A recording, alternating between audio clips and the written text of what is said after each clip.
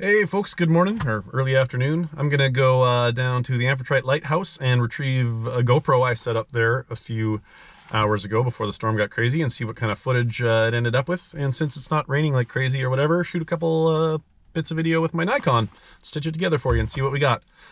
Please like and subscribe if you like storm watching and Vancouver Island sunsets and scenery and stuff, and other things. Thanks. Enjoy.